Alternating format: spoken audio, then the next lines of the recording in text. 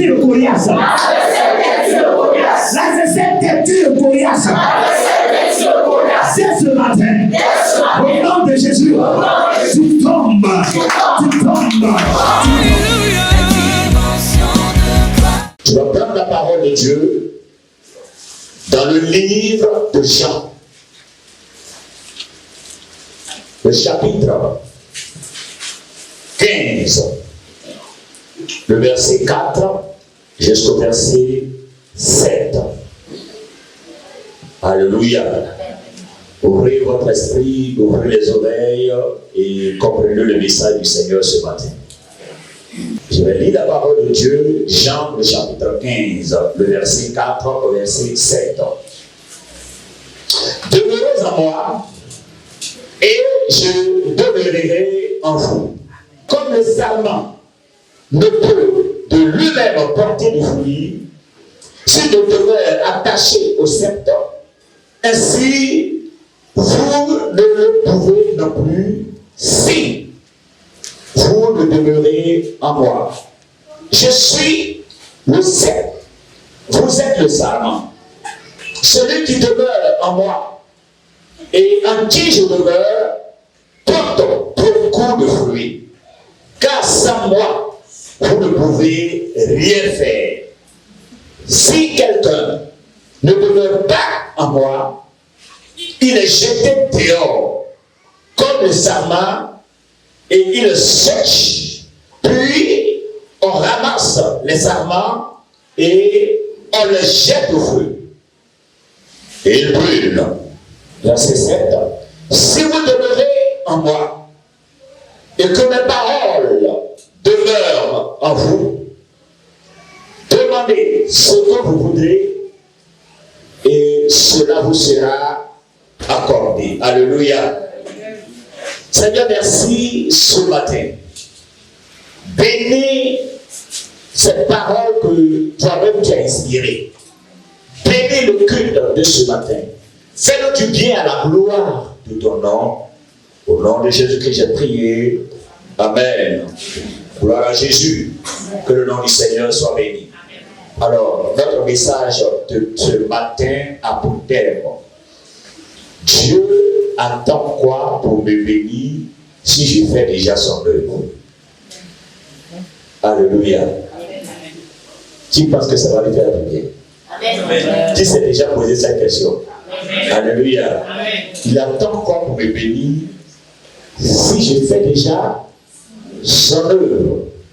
Il me demande de faire quelque chose pour la gloire de son nom. Et je fais cette chose. Alors que je suis en train de faire ce qu'il me demande, qu'est-ce qu'il attend pour me bénir? Alléluia. Gloire à Jésus-Christ. Et tu vas savoir ce que le Seigneur attend. Et je crois que lorsque tu sauras cette chose et tu vas l'appliquer, quelque chose de nouveau arrivera dans ta vie au nom de Jésus-Christ. Gloire à Jésus. Bien-aimé, il arrive que plusieurs personnes se posent cette question. Dieu me dit de le servir. Et je suis en train de le servir. Alors, qu'est-ce qu'il attend pour changer ma vie? Qu'est-ce qu'il attend pour changer les conditions de vie dans lesquelles je suis? Cela fait des années que je le sers. Je suis en règle dans mes offrandes, dans mes dîmes. Je le chante, je le loue, je l'adore. Bon. Qu'est-ce que Dieu attend de moi encore? Puisqu'il m'a déjà dit c'est son œuvre qu'il veut que je fasse. Alors que je suis en train de faire son œuvre, donc, il attend quoi pour me bénir? Gloire à Jésus. Et le texte que nous venons de lire répond à notre préoccupation. Dans un premier temps, nous devons comprendre que ça ne coûte rien à Dieu de nous bénir. Alléluia. Comme je le dis le plus souvent, quel est le père qui n'a pas envie de voir ses enfants heureux? Quel est le père qui ne veut pas bénir ses enfants? Quel est le père qui ne veut pas que ses enfants évoluent, avancent? Gloire à Jésus. Voilà. Tout père a envie de voir son enfant avancer. Et tous ceux qui marchent réellement avec le Seigneur, ceux-là, leur vie semble souvent difficile. Difficile parce que Dieu veut leur donner une meilleure éducation avant de les bénir. Alléluia. Voilà. Comme ton enfant, tu veux que ton enfant reçoive une meilleure éducation. Il y a des personnes, lorsqu'elles commettent des erreurs, Dieu leur fait grâce, il les bénit quand même. Mais si toi tu as commis la même erreur, tout s'écroule autour de toi. Voilà Jésus. Tout simplement parce que le Seigneur veut te donner une meilleure éducation. Tu n'es pas comme les autres. Dis à ton voisin, tu n'es pas comme les autres. Tu es exceptionnel. Tu es le Fils de Dieu. Alléluia. Gloire à Jésus. Donc Dieu veut te donner une éducation pour te parfaire. Alors ce que tu attends viendra. Donc Dieu veut absolument bénir ses enfants que nous sommes. Ça ne nous coûte absolument rien de nous bénir. Dans le texte que nous venons de lire, le Seigneur dit clairement que je suis le cep, le verset 5 du chapitre 15. Je suis le cep et vous les sarments. C'est quoi le cep? Et c'est quoi le sarment? Qui est Jésus qui est le cep? Et nous, les sarments, qui nous sommes en réalité. Alléluia. Le cep, c'est le pied de la vigne, l'arbre qu'on appelle la vigne, alléluia, c'est le pied qu'on appelle le cep. Voilà Jésus. Et le sarment, ce sont des autres pieds de vigne, mais qui poussent juste autour de la vie. C'est-à-dire que c'est eux, les sarments, tirent leur source dans la vie. Alléluia. C'est par eux qu'ils poussent à côté. On peut voir souvent même des manguiers où il y a des petits arbres. Voilà, je dirais des manguiers aussi. Tu pousses autour du gros manguier, autour du tronc du manguier. J'ai déjà vu ce genre de choses. Amen. Les cacaoyers également. Voilà, le cacaoyer est là. Et puis il y a des petits cacaoyers qui poussent juste autour. Amen. C'est ce que la Bible appelle le sarment et le cep. Donc le cep, c'est le gros arbre, c'est le pied de l'arbre qu'on appelle le sarment. Et les petits qui poussent autour chaque année, c'est ce qu'on appelle le sarment. Et le sarment tire sa source, tire sa racine, tire son énergie dans le cep. Donc sans le cep, le sarment n'est rien. Sans le cep, le sarment ne peut pas produire. Voilà Jésus. Donc nous sommes le sarment. Nous tirons notre force en Jésus-Christ parce que nous avons donné notre vie à Jésus. Voilà Jésus. Donc sans lui, nous ne pouvons absolument rien faire. Sans lui, on ne peut pas donner du fruit. Donc si le sarment essaie de tirer sa source ailleurs, il va complètement sécher. Il va sécher parce que sa source va absolument provenir du cep. Alléluia. Voilà Jésus. Donc il va sécher. Et lorsqu'il est séché, il est arraché tout simplement et jeté au feu. Je crois que tu ne seras pas jeté au feu au nom de Jésus-Christ. Parce que tu compteras toujours sur le cep. Gloire au Seigneur. Alors qu'est-ce que cela nous enseigne? Christ veut nous amener à compter sur lui, à nous attacher réellement en lui, à tirer notre foi de lui. On ne peut pas compter sur nos propres efforts, on ne peut pas compter sur nos propres capacités, sur notre savoir-faire, mais on compte sur lui. Gloire à Jésus. Est-ce que je me fais comprendre ce matin? Voilà, donc, étant le sarment qui tire sa source du cep, nous devons absolument placer notre foi, notre confiance en Dieu. Sans lui, nous ne pouvons rien faire. Sans lui, on ne peut pas produire. On ne peut pas avoir de fruits sans lui. On ne peut pas avoir de fruits sans lui. Parce que c'est lui qui nous émonde.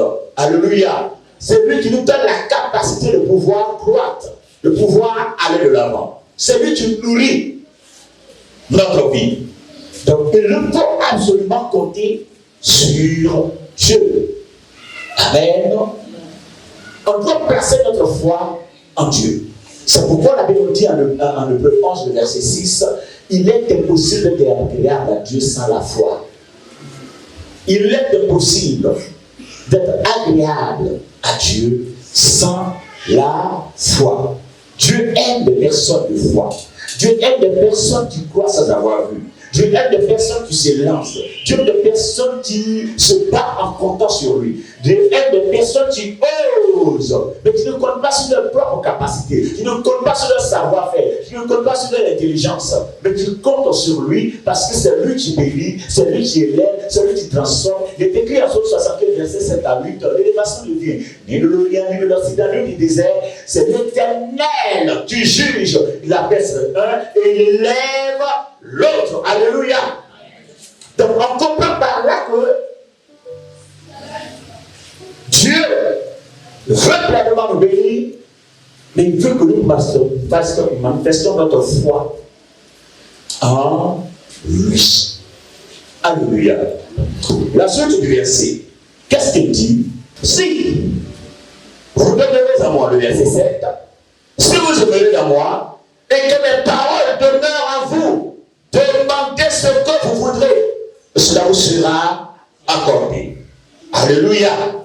Gloire à Jésus. Alors, et si vous demeurez en moi, et que mes paroles demeurent en vous, demandez ce que vous voudrez, cela vous sera accordé. Gloire à Jésus-Christ. Nous voyons par là, d'abord le mot demeurer. Alléluia. Demeurer. Nous devons demeurer en lui. Donc notre bénédiction est conditionnée par un si. Le si est une conjonction introduit, alléluia, une condition. Gloire à Jésus. Le si est une conjonction introduit une condition. C'est-à-dire au cas où. Au cas où vous voulez obtenir cette bénédiction, il est important pour vous de faire quoi? De demeurer en moi. Donc si vous ne demeurez pas en moi, vous ne pouvez pas être béni. Gloire à Jésus. Vous ne pouvez pas recevoir ce que vous avez demandé. Mais si vous voulez recevoir ce que vous avez demandé, il est important pour vous, il est indéniable même pour vous de demeurer en moi. Gloire à Jésus.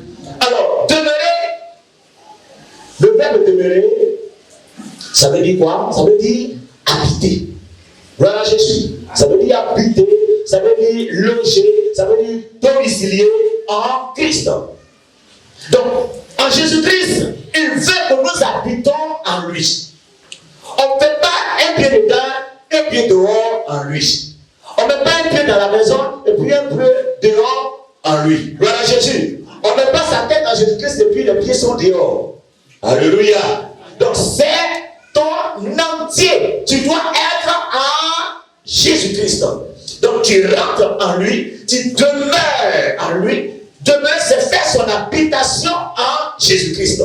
Donc tu fais ton habitation en Jésus-Christ, tu restes en Jésus-Christ, tu vis en Jésus-Christ, tu chantes Jésus, tu dors, tu te réveilles en Jésus, tu marches en Jésus, tu vas au travail en Jésus, tout ce que tu fais c'est en Jésus.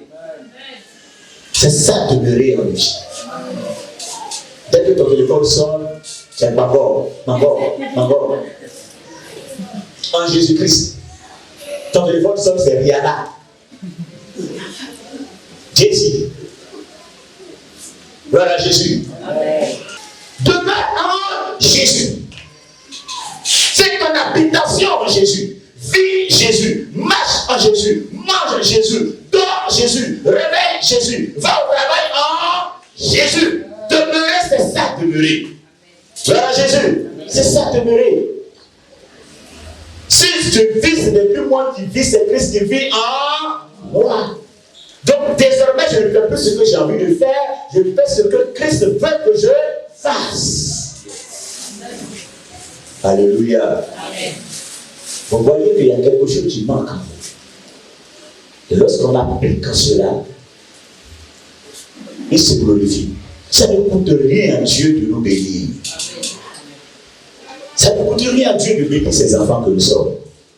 Ça ne coûte rien de bénir son peuple. L'or est à lui, l'argent est à lui. Il dit en Psaume 23, verset 6, le bonheur et la grâce vous accompagneront tous les jours de votre vie. Donc en réalité, on n'a pas besoin d'aller chercher le bonheur à gauche, bonheur à droite, bonheur devant. Le bonheur et la grâce sont en lui et normalement ils doivent nous accompagner. Ce n'est pas un jour, 2 jours. Tous les jours de notre vie doivent être que le jour de bonheur. Est-ce qu'on comprend ce que ça veut dire? Tous les jours de notre vie. Mais on a l'impression que le chrétien, je dirais, vit dans une vie, je dirais, de pénibilité, où tout est compliqué, où tout est dur, on ne sait pas où on va partir. Est-ce ça la promesse que Christ nous a donnée? Est-ce ça la promesse de Dieu pour nous? Une vie pénible, une vie difficile, actueuse. Est-ce ce que Christ nous a promis? Alléluia. Donc il a un bon plan pour nous. Demeurer et habiter, loger, domicilier. Au sens figuré, c'est rester. Alléluia. Demeurer, c'est être ferme. C'est durer à un endroit. C'est persister. Gloire au Seigneur. Et persister, c'est aussi persévérer. Alléluia. Persister, c'est demeurer ferme. Ferme. Lorsqu'on demeure ferme, on se plaint moins. Alléluia. Lorsqu'on est ferme, on est imperturbable. On est inébranlable. On est infaillible. Infatigable. Voilà Jésus. Peu importe la situation qui arrive, je suis serein. Pourquoi? Parce que je place ma foi en celui qui est capable de changer les choses en un claquement de doigts. Il est capable de changer la situation en un clin d'œil. Tu peux vivre une situation difficile sur 30 ans, 40 ans. Une seule journée de joie peut te faire oublier 40 ans de souffrance. Et c'est Dieu qui fait ça. Alléluia. C'est Dieu seul qui fait ça. C'est bien de faire son œuvre. C'est bien de chanter, de danser, de louer à la gloire du Seigneur. Mais après d'avoir fini de chanter et de danser, où tu vas? Est-ce que tu demeures en lui? Demeurer, c'est rester. Je ne vais pas à l'église et puis quand je sors de l'église, je fais autre chose. Je reste, je demeure, j'habite, je loge, je domicile toujours en Jésus. Et je persiste, malgré les difficultés, je persévère. Il y a des chrétiens qui veulent qu'on arrache le mot persévérance dans le livre, je dirais même dans le dictionnaire chrétien. Persévérance, on doit enlever ça. Aïe, c'est quoi persévérance? Je dis, si tu es réellement fils de Dieu, il y a une formation spirituelle que Dieu donne.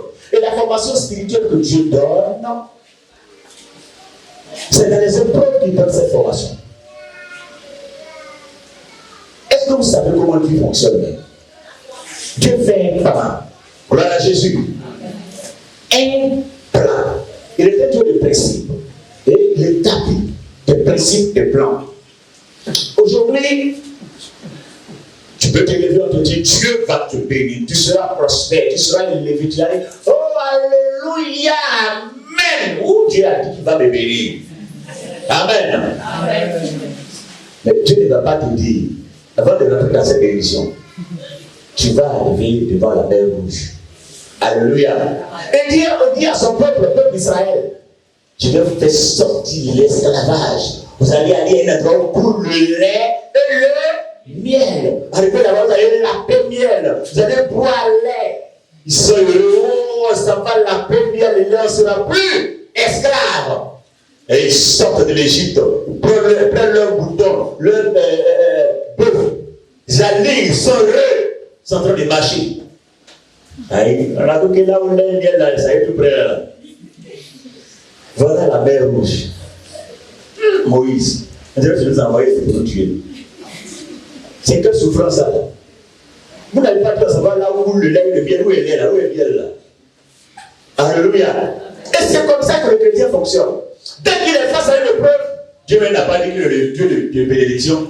Il n'a pas dit qu'il est le Dieu qui élève. Il n'a pas dit qu'il est le Dieu qui... Mais pourquoi? Alléluia. Il doit te former d'abord. Il y a la formation que nous recevons à l'école. Moïse a reçu une formation comme un savant, comme un maître, comme un prince de l'Égypte. Mais il y a la formation spirituelle que Dieu doit donner. Cette formation spirituelle qui donne la sagesse divine. Voilà Jésus. Et à partir du moment où Moïse arrive devant la mer Rouge avec eux, il commence à se plaindre. Mais Moïse, lui, ne s'est pas plaint. Il était relax. Il comptait sur la parole que Dieu avait dite. Alléluia. Lorsque tu comptes sur la parole que Dieu a déclarée sur ta vie, peu importe l'obstacle devant de toi, tu ne regardes pas l'obstacle, tu regardes la parole que Dieu a dit. Peu importe la difficulté, tu regardes la parole que Dieu a déclarée. Ce que Dieu a déclaré, elle s'accomplira certainement. Peu importe l'obstacle, elle va s'accomplir. Peu importe les sorciers, elle va s'accomplir. Peu importe les démons, elle va s'accomplir. Peu importe les disciples, elle va s'accomplir. Peu importe les liens, elle va s'accomplir. Alléluia. C'est cette parole qu'il faut regarder. Donc Moïse se fiait toujours à Dieu. Tu as dit qu'on s'en va on est devant la mer Rouge. Alors on dit dans le bois tout simplement. Il va fendre. Ils ont commencé à glorifier le Seigneur. Et souvent, lorsque Dieu fait des merveilles dans notre vie, c'est comme ça, on est, oh Seigneur, merci, oh Dieu bon, Dieu merveilleux, parce que quelque chose de bon est arrivé. Donc ils sortent de la mer Rouge, ils sortent encore au désert. Aïe. Et là, les mêmes lumières commencent. Là-bas, en Égypte, même c'était mieux. Même si on souffrait, on avait de quoi à manger. Dans le désert, ici, on ne peut pas faire champ. On ne peut pas cultiver. Le on n'a pas pour boire. Tu nous envoies pourquoi on meurt dans le désert. Et c'est ça le chrétien. Face à une difficulté, il commence à murmurer contre Dieu. Dès qu'il déclare une situation, oh, il est bon, il est merveilleux. Hypocrite que vous êtes. Alléluia. Ce qui vous intéresse, c'est le gain qui sort de la poche du Seigneur. Comme une femme qui n'aime pas le péché, mais qui aime sa poche. C'est comme ça le chrétien est. Il aime ce que Dieu donne, mais il n'aime pas Dieu lui-même. Il loue Dieu pour ce que Dieu est capable de lui donner. Ne le loue pas parce qu'il l'aime. Alors Dieu ne fonctionne pas comme ça. C'est un Dieu de principe. Ça ne rentre pas dans ses principes à lui. Amen, amen. Dans le désert, il va se plaindre. Il va envoyer une nuée pour le couvrir dans la journée. Et la même nuée se transforme en feu dans la nuit pour les éclairer. Ils ont commencé encore à glorifier Dieu. L'apéro, on a faim. On ne mange pas. Maman, il vient à l'église, il vient, mais il ne vient pas à manger. Je ne mange pas. Pour manger, même, c'est dur. Il va envoyer la manne et la caille, le pain du ciel, la viande qui vient du ciel. Ils vont manger. Arrivé un peu devant, on a soif. Il va leur montrer de l'eau. L'eau est amère. On appelle ça marin. C'est trop amer. On veut l'eau qui est douce. Il va changer pour eux. Arrivé un peu devant, ils vont se prendre encore. L'eau n'a même fini, on ne veut plus le pouvoir. Taper le rocher, l'eau va sortir. Ils ont tellement agacé Moïse. Alléluia. Ils vont même commencer à vénérer le veau d'or. Et dire que c'est toi qui nous as fait sortir de l'Égypte. Dieu qui a vendu la mer Rouge là, c'est veau d'or qu'on venait de faire avant qu'il y ait celui qui a vendu la mer. Alléluia. Et ça a tellement énervé Moïse, la colère de ses ancêtres qui étaient en lui, son grand-père, il s'appelait Lévi. Sa colère, la Bible dit que Lévi est cruel. Et sa colère est indomptable. Et c'est son grand-père. Alors Moïse, la colère de ses grands-parents vont s'exposer en lui. Et qu'est-ce qu'il va faire? Il va prendre l'étape de l'alliance, les 10 commandements que Dieu lui donne, qui représentent la Bible. Il va frapper au pied de la montagne, briser ça, casser, déchirer la Bible. Et il va prendre le veau de rendre en cendre, mettre dans le Torah, venez boire. Donc, va à un endroit où le lait et le miel. Dieu te dit de là où tu es, et il te dit là où tu vas, mais il ne va pas te dire le parcours. Qu'est-ce que tu vas traverser dans le fond? Alléluia. Parce que le fond là, c'est lui qui maîtrise, c'est lui qui connaît. Le fond, c'est ta formation. Il faut rentrer dedans. Il te dit à la fin, tu es tellement content, mais il ne te dit pas le fond, il ne te dit pas que voilà ce que tu vas traverser. Galère. Il ne te dit pas que tu seras en galère. Il ne te dit pas que tu vas te demander l'argent pour manger. Voilà Jésus. Amen. Et je pense que la gloire là, ça vient de cadeaux comme ça. Ouh. Les pasteurs là volent les gens.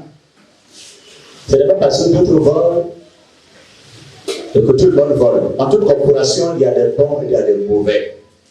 Donc en toute corporation, c'est comme ça. Dans le christianisme aussi. Il y a ceux qui servent réellement le Seigneur, il y a ceux qui se servent eux-mêmes, et il y a ceux qui servent le diable. Gloire soit rendue à notre Seigneur et Sauveur Jésus-Christ. Donc, le Seigneur veut qu'on demeure en lui. Si vous demeurez en moi, et que les paroles demeurent en vous, demandez ce que vous voudrez, cela vous sera accordé. Alors, quelle est la parole que Christ veut? Que cela demeure en nous. Quel est le commandement que Christ donne? Et veut que ce commandement demeure en nous. Gloire à Jésus. Et ce commandement est dans toujours le chapitre de Jean 15, le verset 12. Nous allons voir le commandement que le Seigneur nous donne. Je lis la parole de Dieu. C'est ici mon commandement. Aimez-vous les uns les autres, comme je vous ai aimé. Alléluia. Amen. L'amour. Voici le commandement du Seigneur. L'amour supporte tout, l'amour surpasse tout. L'amour. Tu peux être à l'église, tu peux chanter, tu peux danser, tu peux donner toute ta maison. Et même il y a un chant comme ça. Si tu as donné tous tes biens, si tu as donné ton argent, et si tu n'as pas l'amour, tout cela sera en vain. Peu importe ce que tu vas donner, si tu n'as pas l'amour, tout ça c'est cadeau. Faut chanter, si tu n'aimes pas les gens, c'est cadeau. Faut danser, si tu n'aimes pas les gens, c'est cadeau. Faut donner les offrandes, si tu n'aimes pas ton prochain, c'est cadeau. Ça ne produit pas. Je vous dis la vérité, toutes les personnes qui exercent la puissance de la guérison d'une manière extraordinaire, c'est par l'amour que les gens guérissent. C'est par l'amour. Si en train de prier pour les gens, si ne les aiment pas, ils ne vont pas guérir. C'est-à-dire la personne vient vers toi, elle est en train de fatiguer avec son cas, au nom de Jésus. La personne ne sera pas guérie. Mais quand tu commences à manifester de l'amour pour la personne, tu as envie même d'arracher le mal en la personne. Et Dieu voit cela et Dieu intervient. Parce que Dieu aime la personne. Là où deux sont assemblés en son nom, il est présent. Dieu aime la personne. Toi, tu témoignes aussi de ton amour pour la personne. En priant pour cette personne. Et cette personne aussi désire cette guérison. Alors automatiquement, quelque chose se produit dans la vie de la personne.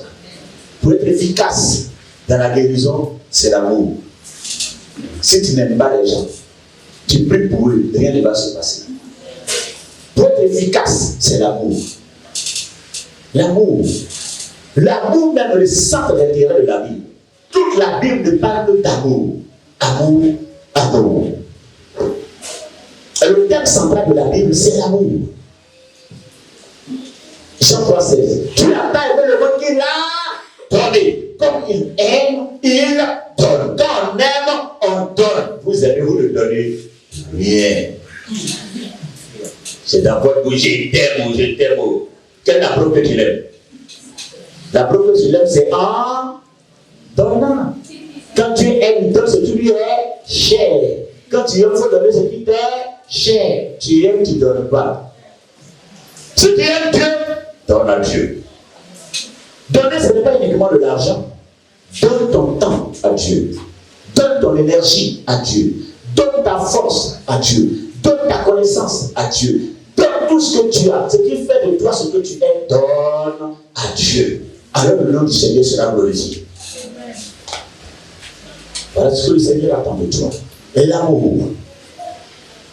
Et l'amour. Si vous n'aimez pas, il vous sera difficile d'obtenir ce que vous désirez. Si tu n'aimes pas ton frère, tu n'aimes pas ta soeur, tu n'aimes pas ton prochain, tu ne recevras rien. Il faut faire tout à l'église, mais si tu n'aimes pas les gens, tu n'auras rien. Est-ce que je me fais comprendre? Amen. Voilà, c'est l'amour. Qu'est-ce que la Bible dit en Psaume 37, le verset 4? Fais de l'Éternel tes délices et il te donnera ce que ton cœur désire. Alléluia. Et c'est la même chose. Si, tu vois là ainsi, la même conjonction. Si tu veux que Dieu te donne ce que ton cœur désire, il faille que tu fasses de Dieu tes délices. Et délices veut dire quoi? Plaisir extrême. Plaisir extrême. Est-ce que lorsque tu entends Dieu, tu as un plaisir extrême?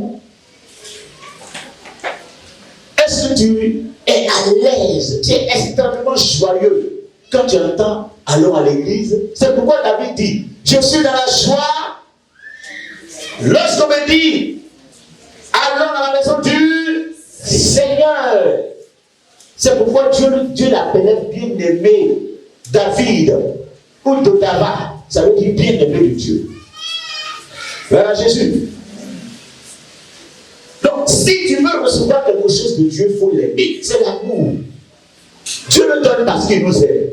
Si tu l'aimes, il te donne. Tu donnes à quelqu'un parce que tu aimes. Est-ce que je me fais comprendre? Voilà. Mais tu n'aimes pas les gens. Tu t'assois dans ton voisin, ta voisine, même il t'énerve. Vous avez des camps dans l'église, il y a d'autres qu'on salue, il y a d'autres qu'on ne salue pas. Donc, Dieu veut que ta vie change. C'est pourquoi m'inscrit ce terme. Qu'est-ce que Dieu attend pour me bénir? Si je le sais déjà. Ce qu'il attend pour te bénir, ça fait déjà 3 choses qu'on vient de citer. Que le nom du Seigneur soit béni. Fais de l'Éternel tes délices. Il te donnera ce que ton cœur désire. Donc, il faut que tu aies un plaisir extrême en Dieu. Un plaisir extrême en Dieu. Et un plaisir extrême, ça s'exprime. On ne peut pas avoir du plaisir extrême et être assis. Voilà Jésus. Amen. On dit adore le Seigneur même. Tu es assis. Allez. Jésus, attends, il y a un plaisir extrême dans ton cœur comme ça. Et puis tu es assis, tu ne l'adores pas. On dit loue le Seigneur. C'est pour ceux qui sont encore santé. Nous, on a mal au dos, on ne peut pas danser. Voilà Jésus. Bon, c'est ton plaisir extrême qui est là. Si tu fais ce que tu as l'habitude de faire, attends-toi à ce que tu as l'habitude de recevoir. Si tu fais ce que tu as l'habitude de faire, tu auras ce que tu as l'habitude de recevoir. Si tu veux recevoir ce que tu n'as jamais reçu, commence à faire ce que tu n'as pas l'habitude de faire.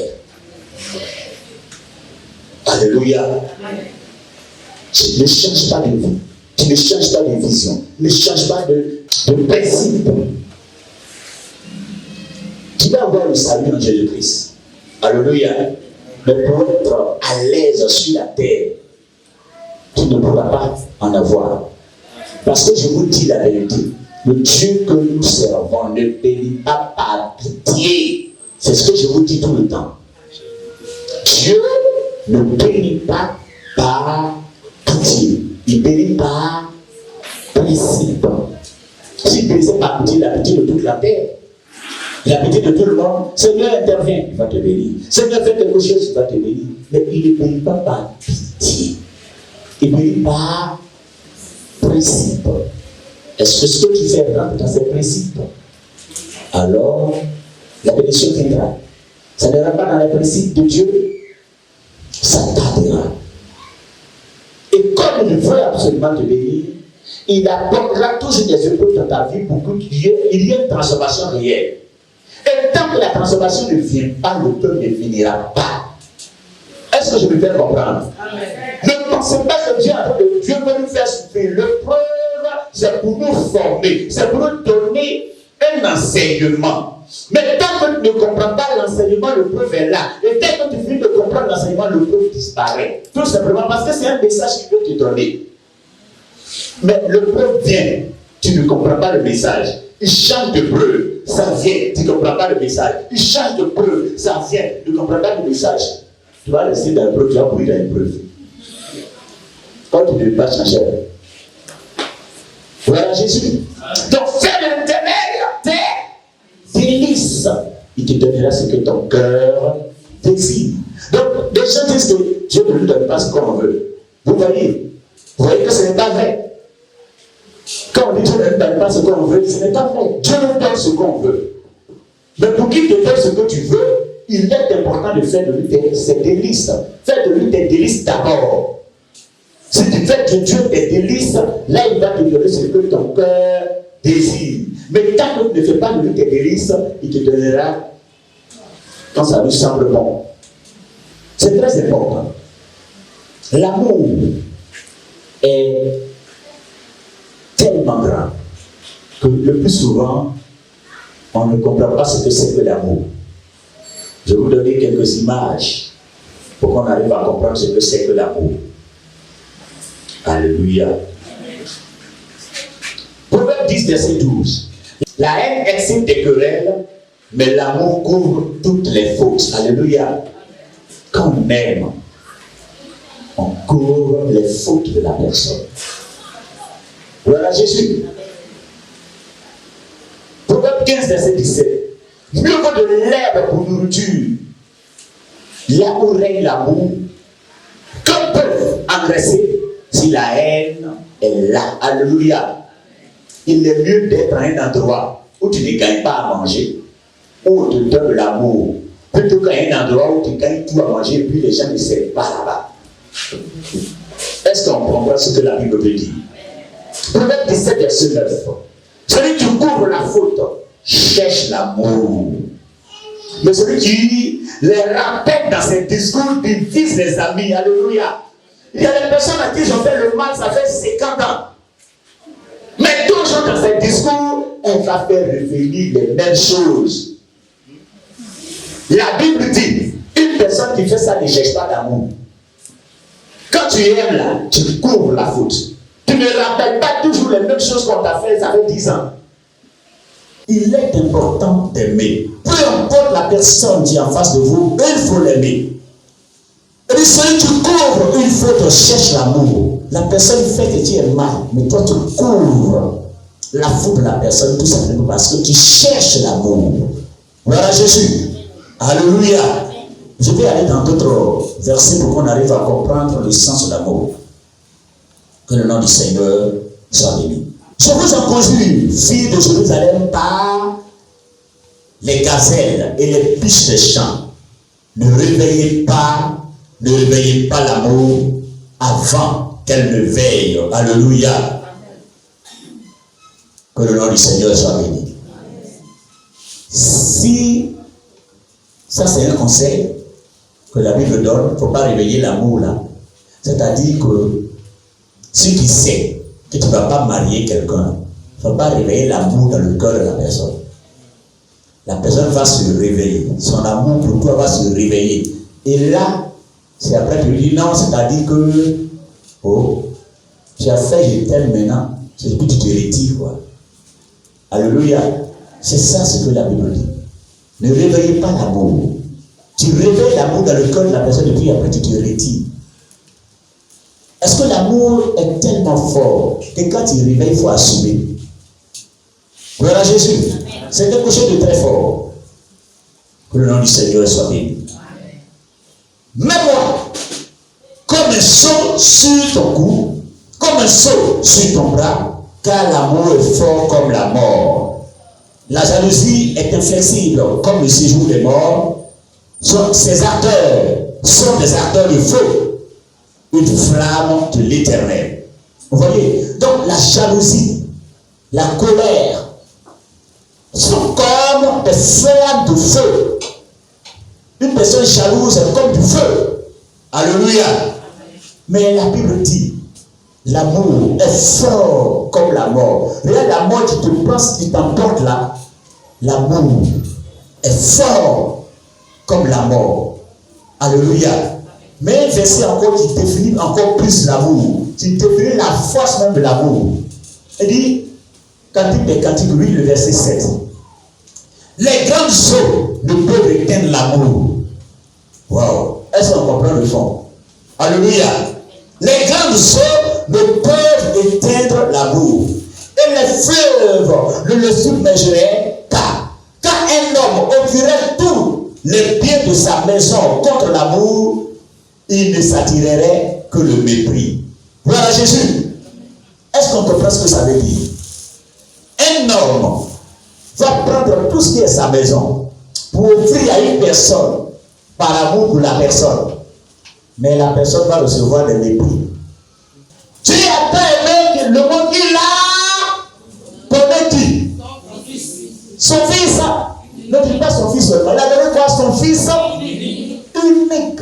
C'est-à-dire que la chose qu'il n'a pas son deux. C'est ça qu'il a donné.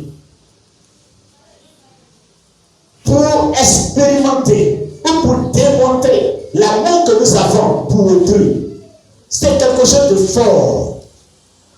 Dieu a donné ce qu'il n'y a pas son deux. Pour prouver son amour pour nous. Comme il aime, il donne. Ce qui lui est cher.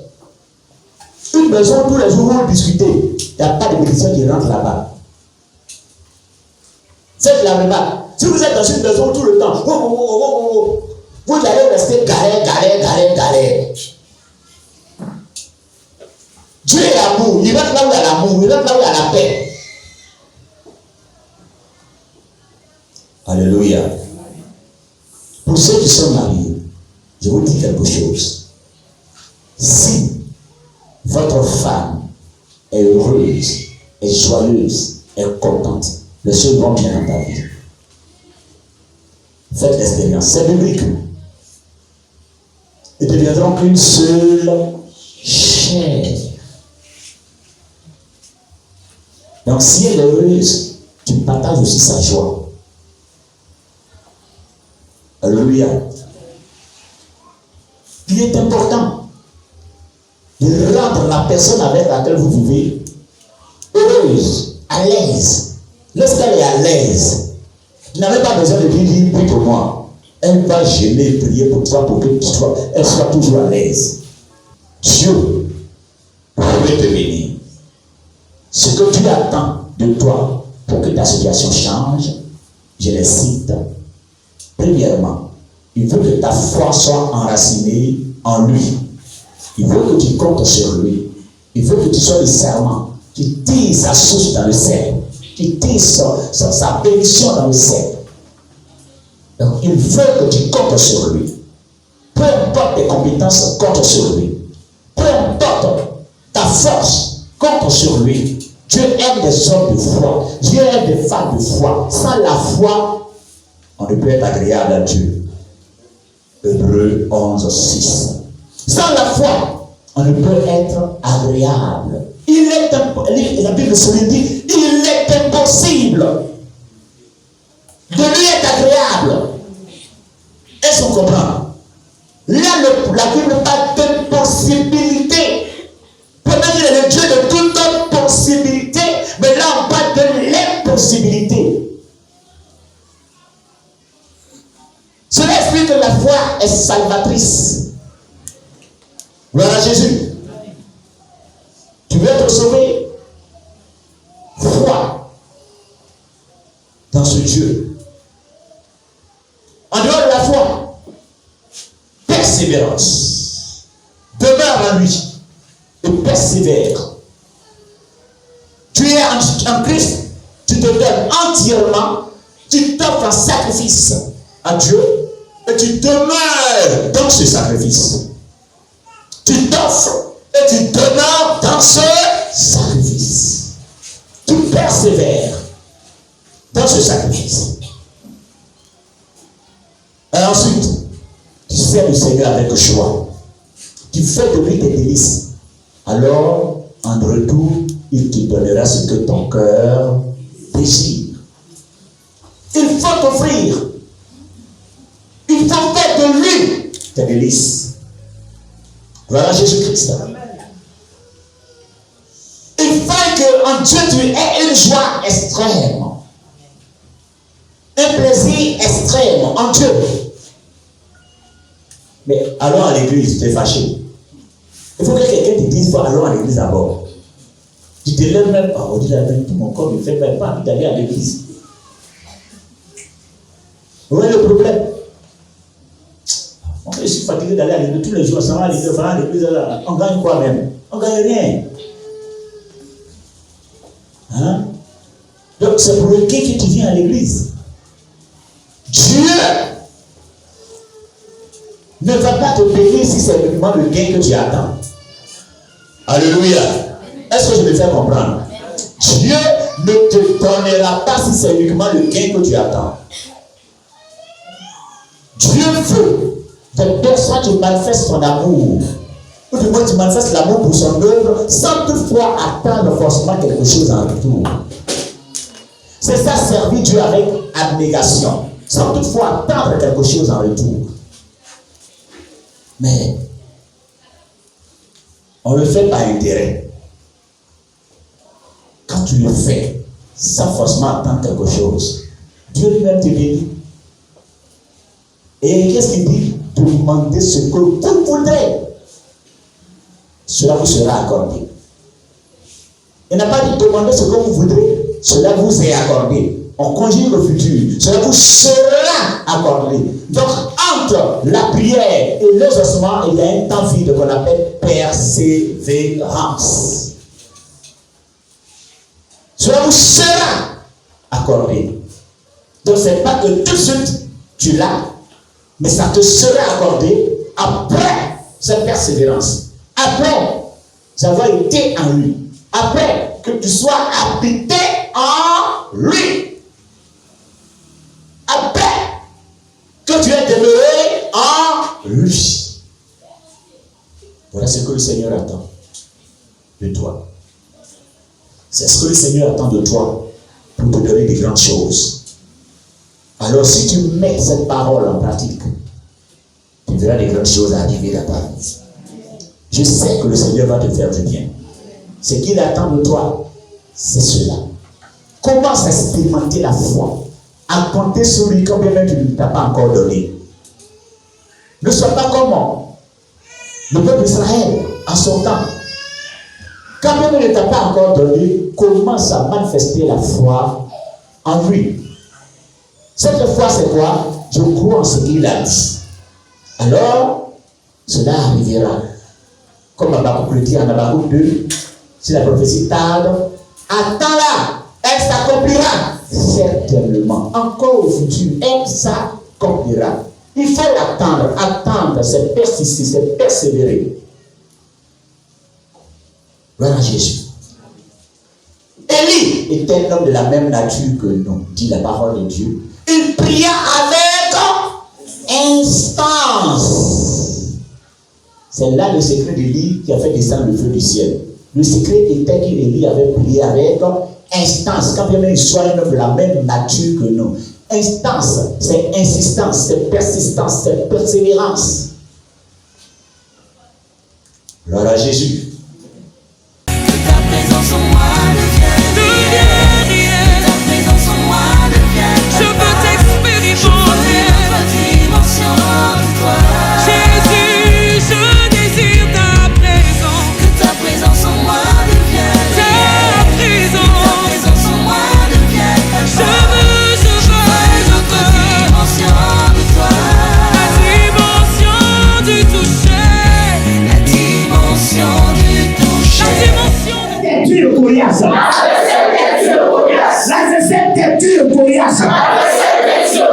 C'est ce matin, au nom de Jésus, tu tombes, tu tombes.